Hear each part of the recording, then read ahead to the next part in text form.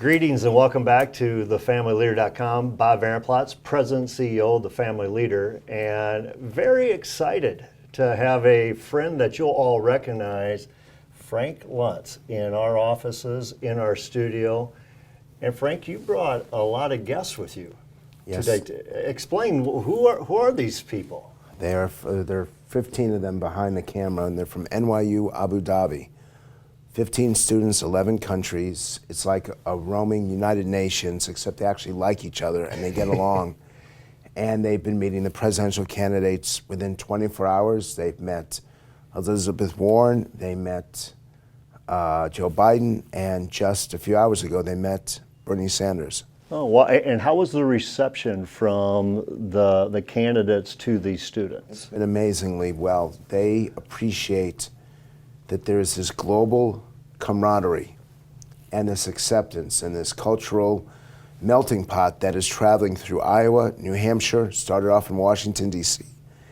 And the only problem is, and you can hear in my voice, is that every 6 hours or so, another student drops.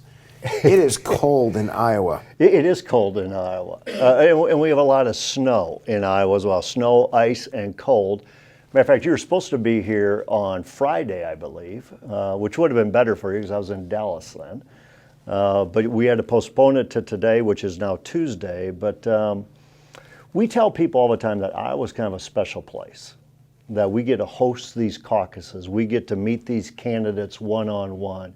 And regardless of what party you're with, what a great opportunity. And we tell people all the time, come to Iowa, see how this gets played out.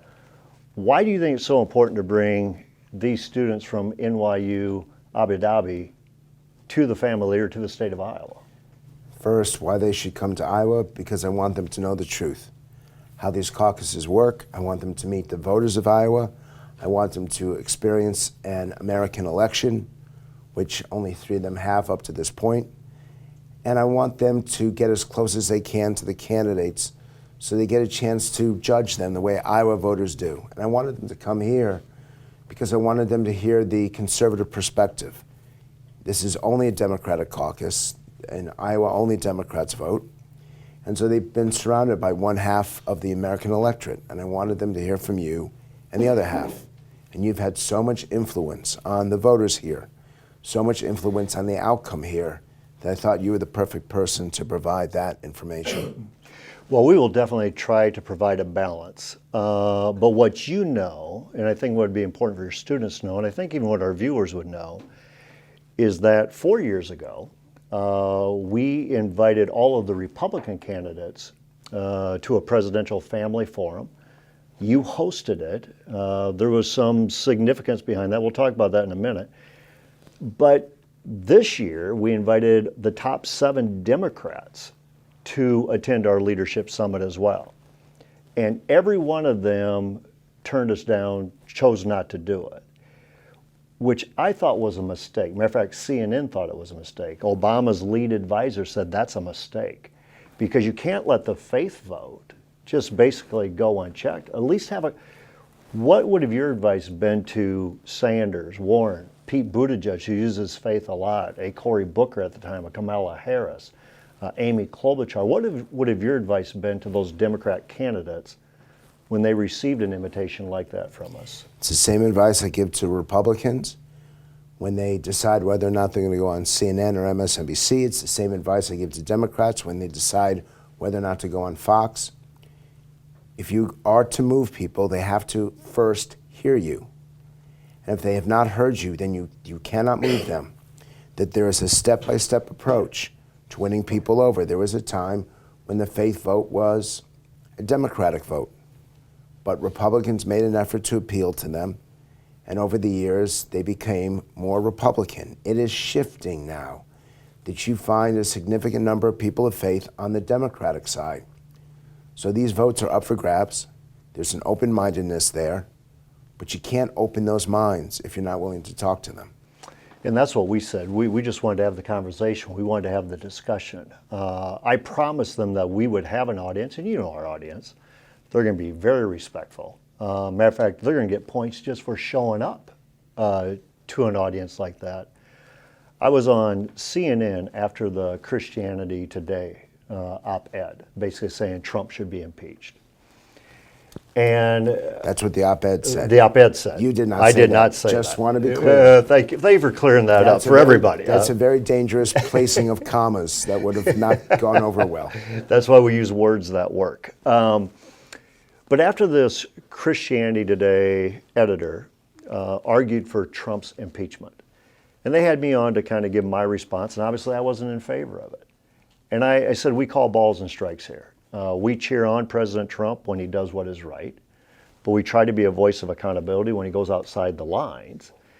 And they asked us, well, how can a person of faith, how can a Christian still support Donald Trump? And they went through the litany, and there's a long litany list of why it's challenging at times. And I said, well, you need to understand, we invited the Democrat candidates to come and talk to us. And they wouldn't even show up to talk to us. At least Donald Trump, with all whatever ills he might have, he'll still talk to us. As a matter of fact, he'll listen to us. And he'll act on stuff that we act him to ask. So for us, it wasn't even a decision, basically. That's where I think they really made a mistake. For your students, and maybe to remind our viewers, when you showed up 4 years ago. I was sick, as I am today. Basically, every time I show up in Iowa, I'm sick. It must be me. I'm allergic to the state, I guess. It did not get a laugh the first time I told that joke, and it did not get a laugh the second time I told that joke. This is audience participation.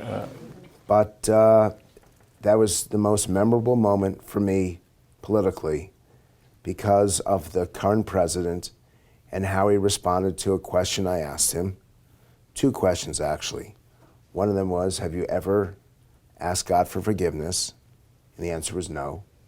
And the second was, but John McCain's a war hero. He was very critical of John McCain in your forum. And his response that he had sympathy for those who weren't captured, I thought would cost him the nomination, and it didn't. For me, that was a very memorable moment because he never let me forget my challenging of him. To this day, he has not forgotten it. But in politics, people may not forget, but at some point they forgive.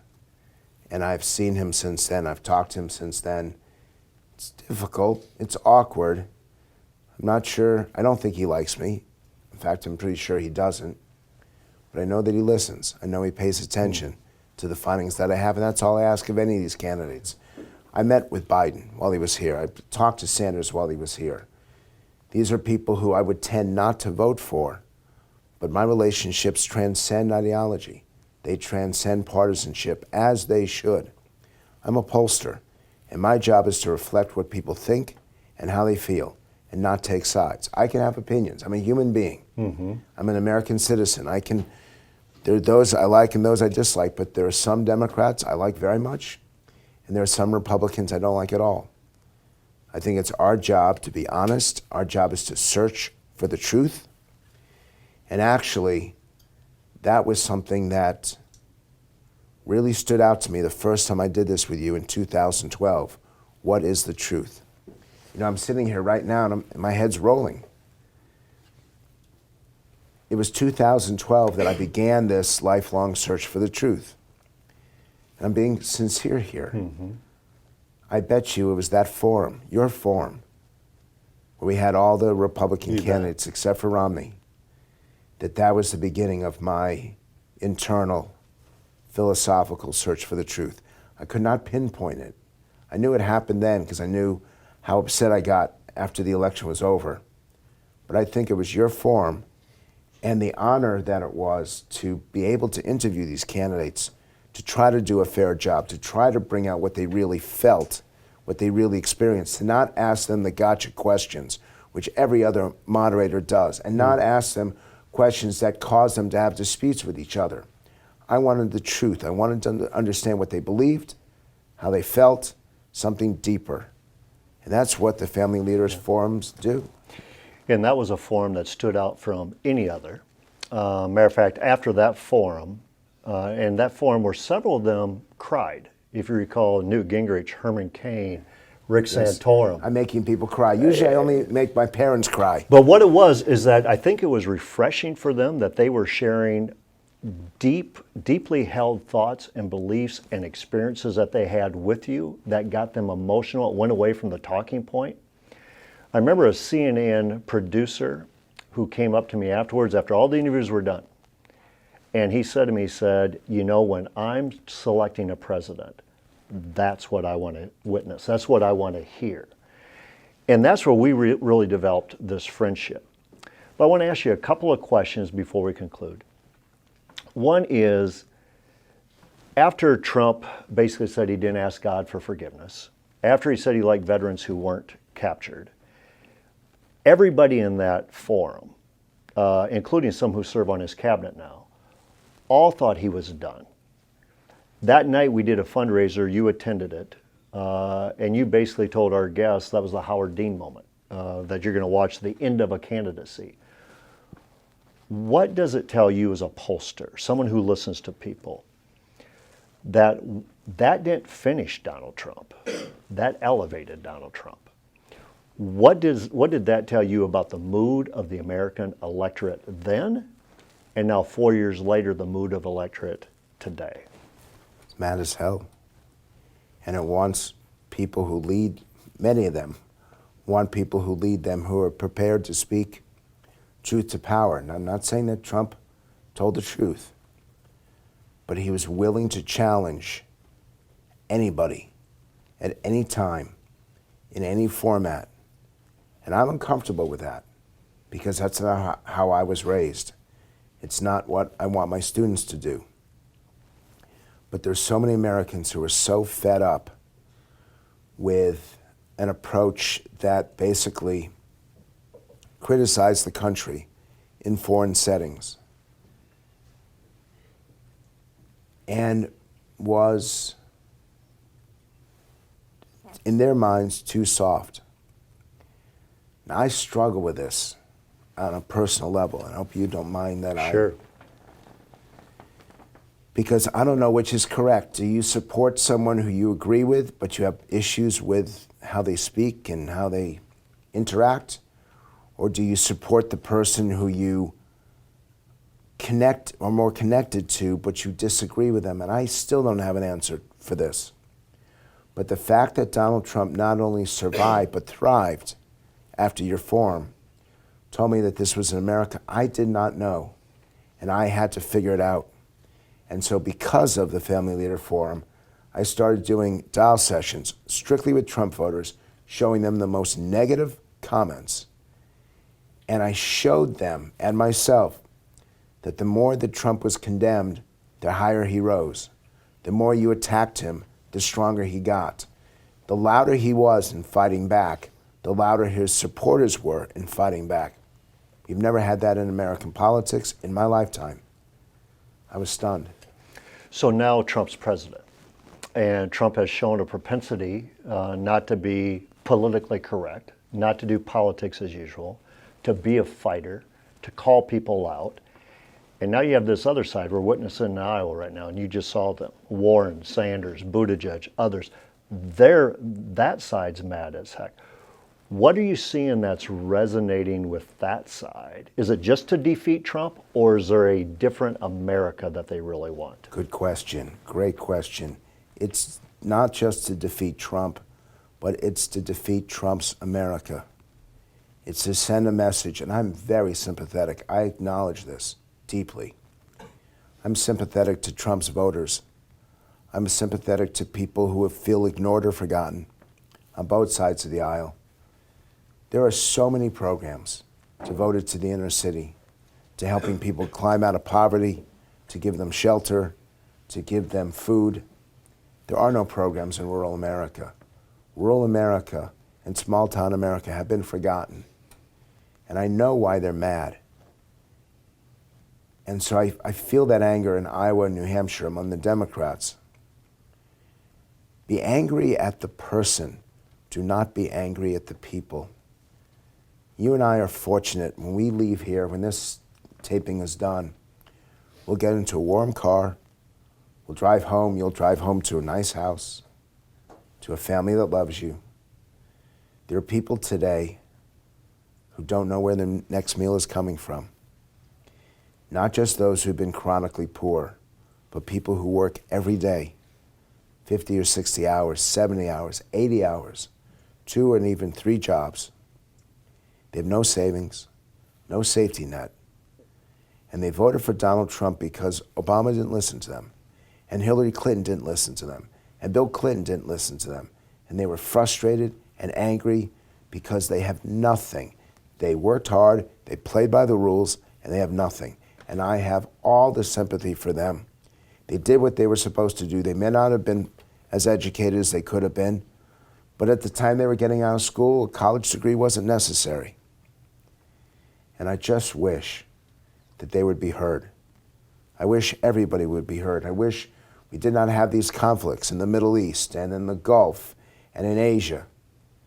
There was more tolerance and understanding for those who are suffering. This is part of that Bible you gave me, which was incredible because it was all the stories and descriptions and the people who wrote commentary. It was beautiful, meaningful.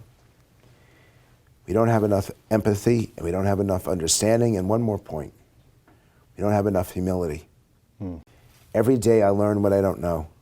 I would be more afraid today of moderating a summit, a forum, because I'd be more afraid of making a mistake. I've done these, and I've done okay. But the older that I get, the more humble I get, the more I realize what I don't know. And I just wish our leaders understood what they don't know and would be more candid and more understanding, because I think that we would all be better off if we are more sympathetic, empathetic, and humble. Very well said. I think one of the keys to pick up on there is just the ability to be listened to. And that's why in Iowa we take this we embrace this opportunity at the highest level because we're really listening for America. And so whether it's Republican or Democrat, we're going to be there. I hope you appreciate this opportunity. We appreciate Frank bringing your students here within NYU Abu Dhabi, and we're looking forward to a great day today. Thank you for tuning in, and thank you to Frank Luntz, a real friend of the family leader.